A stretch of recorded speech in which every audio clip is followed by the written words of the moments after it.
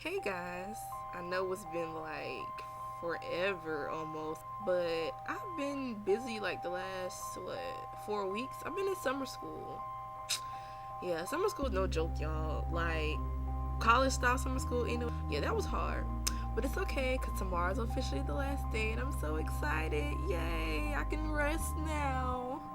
Anyway, so I was having a conversation with like one of my friends, and he was having a conversation with his mom, and well, at the time he was like kind of growing his hair out, and he was looking for jobs, but he couldn't find anything. His mom was like, "Why don't you cut your hair? Having shorter hair look more professional. Like they're probably not hiring you because you're growing your hair out." Oh, by the way, he is black. But anyway, basically what his mom was implying that natural hair and professional world just don't mix.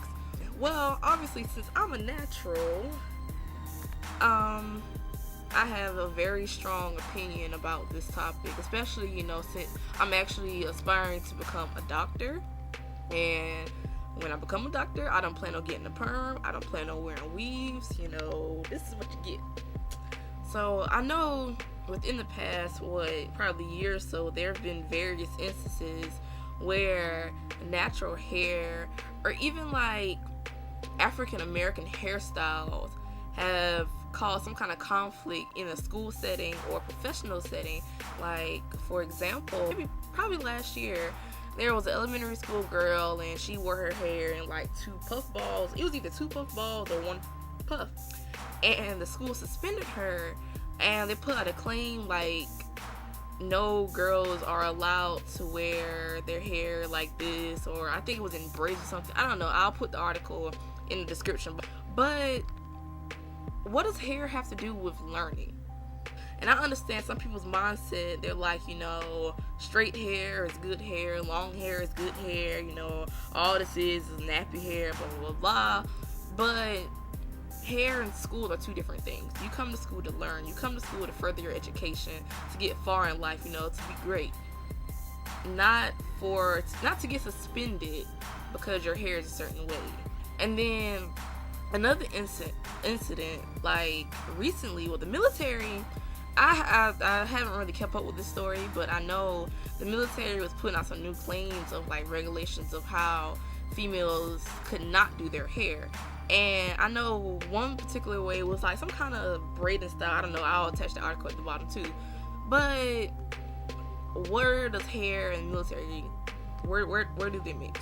Like where? Hairstyles. Like I understand, military regulations. You can't wear your hair out and you can't have it. I understand that. But if your hair is braided down and it's not causing a distraction or anything, what's the problem? Well, from my understanding, the purpose of the military, is to, protect the country and all this other stuff, not to regulate how you wear your hair. Yeah, as far as my mom's friend was saying, where does working in an establishment and hair mix? As long as your hair is clean and it looks nice, as long as it's not matted, it doesn't smell, there's nothing falling out of it, what's the problem? Hair should not determine how far you go in life. And after having a conversation with him and after thinking about it, I understand her point of view. It was basically like the mindset that African Americans in general have been living under for the past, I don't know how many years. That straight hair is better, long hair is good hair. For females anyway, men should keep their hair short and cut and neat. And that looks better for the professional world. Now, I'm not saying something wrong with that too, because I like it too. But if somebody wish to have like dreadlocks or even grow their hair into like a mini fro, even like I wear my hair like out, that shouldn't cause a judgment on how well a person could do their job. Like, a person with dreads could do their job 10 times better than somebody who has their hair cut. And I had to think about, I really thought about it, and after having a conversation with him, like, we both kind of realized that African American people, some of them are kind of stuck in the mindset that most of today's CEOs are of the Caucasian descent, and because of that, they are attracted to what is similar to them, such as, well, speaking in the sense of hair, you know, long straight hair, or in our case, you know, maybe perm hair, maybe pressed hair, even weave. As far as men go, you know, short hair, nothing long and everything. And in all honesty, like I understand like the mindset and everything, but I guess maybe with my type of thinking, I just think it's ridiculous. And I'm not gonna say that having natural hair in the professional world is wrong, because it's not.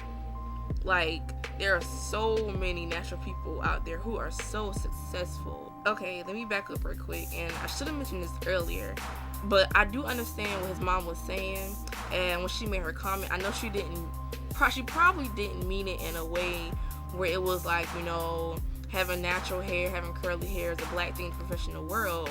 And I mean, that's the way we took it, because it was just kind of like, oh, really? But what I'm pretty sure she meant is that first impressions are key when you step into the professional world. And it's true.